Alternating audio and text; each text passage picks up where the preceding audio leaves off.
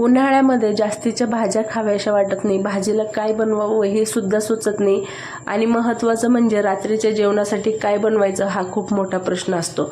तर हा सोयाबीन पुलाव तुम्ही एकदा नक्की ट्राय करा। रात्रीच्या जेवणासाठी फक्कड असा हा बेत आहे। तर इथे मी साधारण 2.25 कप जे आहे बासमती तांदूळ घेतलेले आहे। तांदूळ स्वच्छ धुवून घ्यायचे, पण हलक्या हाताने धुवायचे, खूप जास्त चोळले तर तांदूळाचा तुकडा पडू शकतो। त्यासाठी ते मी तांदूळ 2 ते 3 पाण्याने स्वच्छ धुवून त्यामध्ये भरपूर असं पाणी घालून साधारण 15 ते 20 मिनिटं भिजवत ठेवले। तोपर्यंत तिकडे भाज्यांची कटिंग करून घेतली। तर 2 मीडियम साईजचे कांदे पातळ असे कट करून घेतले, 1 शिमला मिरची, 1 मोठ्या साईजचा टोमॅटो, त्यानंतर काही कढीपत्त्याची पानं, थोडंसं आलं आणि लसूण, त्यानंतर साधारण 100 ग्रॅम इतके मी इथे सोयाबीन घेतलेले आहे। वाटीने म्हणाल तर 1.5 वाटी सोयाबीन घेतलेले आहे। आता हे सोयाबीन भिजवण्यासाठी इथे मी गरम पाण्याचा वापर करत आहे, कारण सोयाबीनमध्ये थोडासा उग्र वास असतो तर तो सुद्धा निघून जातो आणि जी काही डस्ट आहे ती सुद्धा निघून जाते। तरी तिकडे आपण सोयाबीन भिजवायला ठेवला तोपर्यंत इकडे कढई तापवायला ठेवली, त्यामध्ये 2 पळी तेल घातलं, अर्धा चमचा मोहरी छान तडतडली की अर्धा चमचा जिरे सुद्धा छान फुलले की काही खडे मसाले, तर मिरे, लवंग, त्यानंतर 2 स्टार फूल, 1 मसाला विलायची आणि 2 तमालपत्र।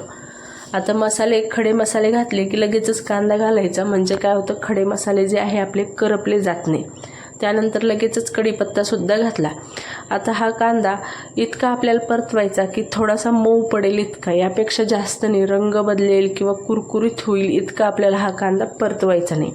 आता हा सोयाबीन पुलाव बनवायला जितका सोपा आहे खायला तितकाच चवदार लागतो आणि महत्त्वाचं म्हणजे घरी असलेले साहित्यापासून। त्यानंतर आलं लसूण घातलं ठेचलेलं, जो मीडियम साईजचा टोमॅटो कट करून घेतलेला होता ते सुद्धा घातला, थोडंसं मीठ घातलं, म्हणजे काय होतं कांदा आणि टोमॅटो छान असा मऊ पडला जातो। तर परत एकदा व्यवस्थित मिक्स केलं, याला 2 मिनटं आपण असंच सोडूया। तोपर्यंत इकडे आपलं सोयाबीन सुद्धा छान पद्धतीने भिजलेलं होतं। आता हे सोयाबीन जे भिजलेलं आहे हे छान असं पिळून घेऊया, म्हणजे यातलं एक्स्ट्राचं पाणी, त्याचसोबत काही डस्ट असेल ती आता ही संपूर्ण जी आहे काढून घ्यायची। आता हे सोयाबीन पिळणं खूप महत्त्वाचं आहे, नाहीतर काय होतं आपण असेच सोयाबीन घातले काढून तर हे अतिरिक्त जे पाणी आहे आपल्या पुलावमध्ये उतरतं आणि मग पुलाव जो आहे गिळगिळ होतो। तर इकडे संपूर्ण सोयाबीन जे आहे छान पद्धतीने पिळून घेतले। त्यानंतर 2 ते 3 चमचे दही मी इथे फेटाळून घेतलेलं होतं, म्हणजेच काय तर त्याच्या गुठळ्या मोडून घेतलेल्या होत्या। चिमूटभर हळद, अर्धा चमचा गोडा मसाला, अर्धा चमचा धने पावडर आणि मीठ घातलं थोडंसं। याला आता सोयाबीनला महत्त्वाचं म्हणजे काहीच चव नसते आणि या सोयाबीनला चव देण्यासाठी इकडे मी थोडंसं सोयाबीनला मसाल्याचं कोटिंग केलं, म्हणजे काय होतं ज्यावेळेस पुलाव खाताना सोयाबीन दाताखाली येईल तर तो बेचव लागणार नाही, यासाठी इथे मी सोयाबीनला थोडंसं मसाल्याने कोटिंग केलं, म्हणजे काय होईल सोयाबीनला एक चव येईल। आता याला असं सोडून देऊया, तोपर्यंत इकडे आपला कांदा टोमॅटो सुद्धा मऊ पडलेला होता। एकंदरीत काय कामात काम आपण जर व्यवस्थित अशी पूर्वतयारीशी कुठलाही स्वयंपाक बनवायला घेतला तर तो सोपा जातो। त्यानंतर जी शिमला मिरची कट करून घेतलेली होती ती सुद्धा घातली, 1-2 मिनटं साधारण परतवून घेतलं। त्यानंतर 1/2 चमचा हळद, 1/2 चमचा गोडा मसाला, अगदी चिमूटभर काश्मीरी लाल मिरची पावडर, अर्धा चमचा तिखटाची मिरची पावडर आणि अर्धा चमचा धने पावडर, असे सुखे मसाले एवढेच घातले मी, यापेक्षा दुसरा कुठलाही मसाला घातला नाही, जसं की बिर्याणी मसाला वगैरे असं काही घातलेलं नाही। हवं तर तुम्ही इथे 1/2 चमचा गरम मसाला ॲड करू शकता, पण इतकं सगळं घातलंय आपण तर अतिरिक्त वेगळ्या मसाल्यांची गरज भासत नाही। मसाले व्यवस्थित मिक्स केले, त्यानंतर आपलं जे सोयाबीन आपण कोटिंग करून ठेवलं होतं साधारण त्याला 5 ते 7 मिनटं भेटले होते, तर मस्त असे हे सोयाबीन मॅग्नेट झालेलं होतं।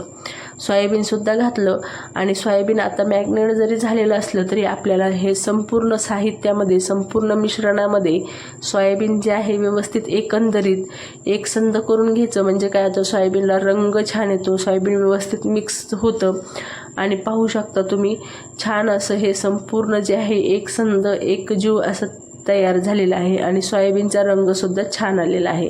त्यानंतर इकडे ते तांदूळ भिजवायला घातले होते, त्यातलं एक्स्ट्राचं जे पाणी होतं ते काढून घेतलं। हवं तर आता तुम्ही सोयाबीनचं पाणी आणि तांदूळाचं पाणी झाडाला सुद्धा घालू शकता, यामुळे सुद्धा झाडांना खूप जास्त फायदा होतो। त्यानंतर तांदूळ घातले आणि तांदूळ घातले की परत एकदा व्यवस्थित मसाल्यांमध्ये मिक्स करून घ्यायचे. आता तांदूळातलं जरी आपण थोडंसं पाणी एक्स्ट्राचं काढून घेतलेलं असलं तरी तांदूळाला भरपूर असं मॉइश्चर आहे, कारण तांदूळ भिजलेला आहे. त्यामुळं व्यवस्थित असं मिक्स करून आपण साधारण 5 मिनटं झाकण देऊन याच्यातलं जे पाणी आहे किंवा ओलसरपणा आहे तो सुकून घेऊया. म्हणजे आपला जो तांदूळ आहे छान लांब लांब तयार होईल. तोपर्यंत इकडे आपण तांदूळ घेतले होते 2.25 कप, तर त्याचप्रमाणे पहिला कप, दुसरा कप, नंतर तिसरा कप, हा चौथा कप आणि हा अर्धा कप, म्हणजेच काय 4.5 कप. 2.25 कपाला मी इथे 4.5 कप पाणी घेतलेलं आहे. आता पाणी हे आपण गरम करायला ठेवूया. म्हणजे काय होतं, पाणी गरम झालेलं असलं की आपला पुलाव पटकन तयार होतो. आता कुठलाही मसाले भात किंवा खिचडी तुम्ही काही करत असाल ना, तर कुकरमध्ये जरी करत असाल तर गरम पाणी घातलं ना तर पटकन शिजतो, शिवाय मोकळा मोकळा होतो आणि व्यवस्थित असा हा पटकन लवकर आणि कमी वेळामध्ये शिजला जातो. तर ही ट्रिक तुम्ही नक्की फॉलो करून पहा, तुम्हाला नक्की उपयोगी पडेल. त्यानंतर इकडे हे गरम झालेलं पाणी, संपूर्ण पाणी मी इथे घालत आहे. तुम्ही पाहू शकता जितकं पाणी आपण घेतलेलं होतं ते संपूर्ण घालून घेतलं. परत एकदा छान असं हे मिक्स करून घ्यायचं. म्हणजे काय होतं, पाणी, त्यानंतर जे भाज्या आहेत, तांदूळ आहेत, छान असे हे पाण्यांमध्ये एकजीव होते, कुठेही वेगळं राहत नाही आणि सगळीकडे एकसारखा आपला जो तांदूळ आहे शिजला जातो. आता आपण जरी थोडं थोडं मीठ घातलेलं असलं तरी शेवटी थोडंसं चाखून किंवा चव घेऊन पाहायचं, म्हणजे मिठाचं प्रमाण कळतं. आणि जितकं थोडं जे आहे प्रमाणापेक्षा थोडंसं खारट लागलं पाहिजे, म्हणजे आपला जो तांदूळ किंवा पुलाव आहे आपल्याला नंतर खाताना योग्य चव येते. आता कुठली खिचडी वगैरे असली ना तर थोडीशी खारट ठेवायची, नंतर ती चव जी आहे आपोआप मेंटेन होते. झाकण दिलं, साधारण 15 मिनटं मी लो फ्लेमवर जे आहे पुलाव शिजवून घेतला. 15 मिनटानंतर झाकण पाहिलं तर एक एक दाणा मोजून घेता येईल इतका छान, आणि सुगंध तर इतका घमघमाट सुटलेला. महत्त्वाचं म्हणजे अजिबात कुठेही कच्चा नाही, मऊसूद असा हा मस्त शिजलेला सोयाबीन पुलाव तयार झाला. तर एकदा नक्की ट्राय करा आणि रेसिपी कशी वाटली नक्की कमेंट करून सांगा. रेसिपी आवडली तर चॅनलला सबस्क्राईब करायला अजिबात विसरू